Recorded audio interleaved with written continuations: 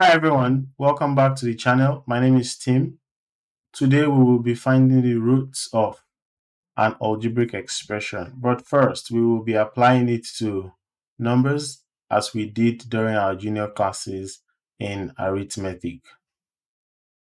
The root of a number is expressed by the radical sign.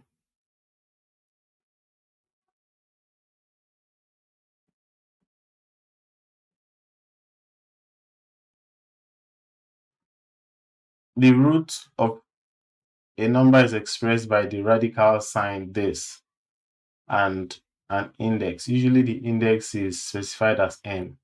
Any other letter could also be used, right? So that said, must be a positive integer and n cannot be equal to 1. So let's assume we're finding the root of a number x, right? So this can be read as the nth root of x. The nth root of x.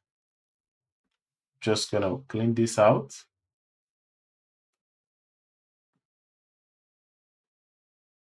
Where x could be a number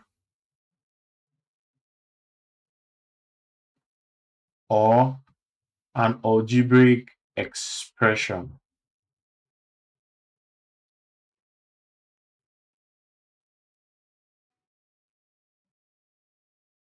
Note that when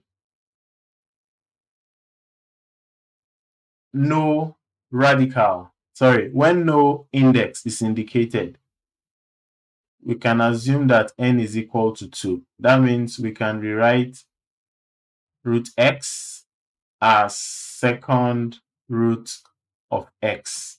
But that said, mathematicians all over the world agreed that it is not necessary to put an index 2 just beside the radical sign to indicate that we're trying to find or express the square root of a number. So you would almost always find the root of x expressed as square root of x in this manner.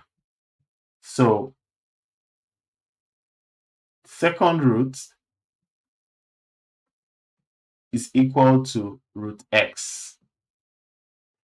Third root or cube root is expressed as this. Fourth root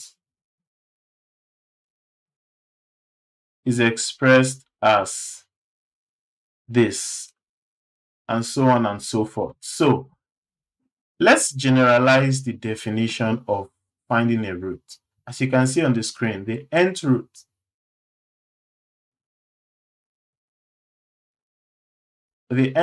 of a number is a number that multiplies itself n times to give the original number x.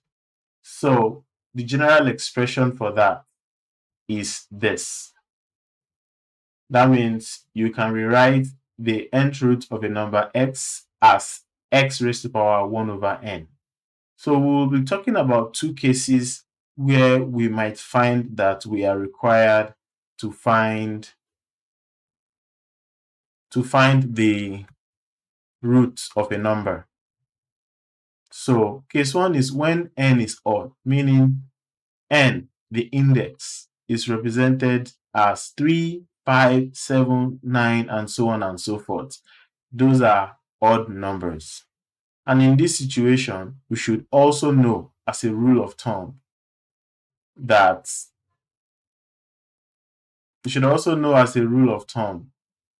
the root will always be positive, right? The root of that number will always be positive. And that's why we express it as this: positive n root of x. So let's take an example. So now we're required to find the third root of 8. So we can express that as 8, as this third root or cube root of 8.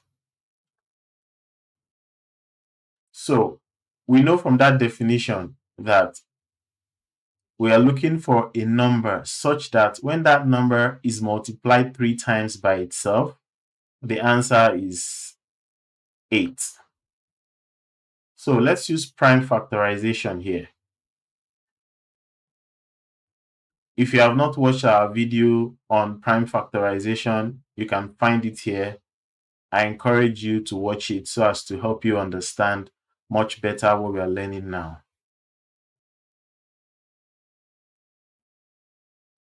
So 8 can be expressed as 4 times 2, right? Again, 4 can be expressed as 2 times 2. So put together, these 3 can be rewritten as 2 times 2 times 2, and that will be equal to 8. So the number that will be multiplied by itself 3 times to give us 8 is 2. So quickly we can say that the third root of 8 is equal to 2. Remember the formula or the expression that we wrote earlier. We said the nth root of x can be rewritten as x raised to the power 1 over n. So let's assume you know off the top of your head that the third root of 8 is 2. One way to quickly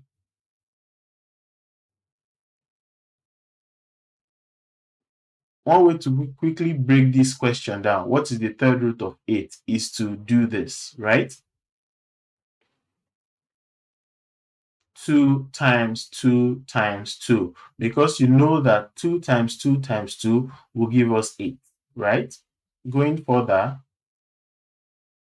we can say this is 2 raised to power 3, right? Now, converting this expression, which is of this form, to this form will make things a lot more easier to simplify. So that means we can write this expression as 2 raised to power 3 raised to power 1 over 3, so that this 3 can take care of this 3, and that becomes 2 raised to power 1, and the final answer is 2. This is another method by which we can find the third root of 8. So with this method, the third root of 8 is 2, and with this method, the third root of 8 is also 2. Let's look at a second example. Now, here's how we find the square root or the third root of an expression. So here we're saying that what is the third root of 27y6? Remember, this is not a number. This is an expression. So we need to find a way of breaking this expression into its component number and component variable, which is this, right? So we're saying 27, third root of 27 times third root of y raised to the power 6. Remember, the nth root of a number is that number such that when you multiply it by itself n times, we get the original number. Now, we're looking for the third root. The third root will be a number such that when you multiply it by itself 3 times,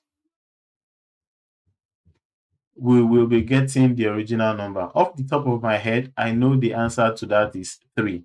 When you multiply 3 by itself 3 times, you will get 27. But then again, we can as well say that we will prime factorize 27. So prime factorizing 27, we get 9 times 3. Also, prime factorizing 3, we get 3 times 3. So putting them together, we get 3 times 3 times 3, which is 27, right? So 3 is the third root or the cube root of 27.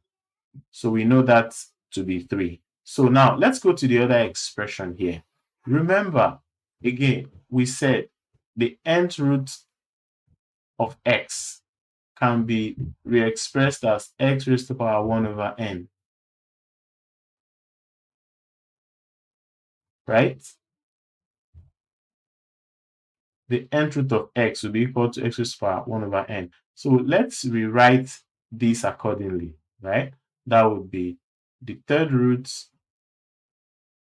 of y raised to the power 6 would be equal to y raised to the power 6 raised to the power 1 over 3.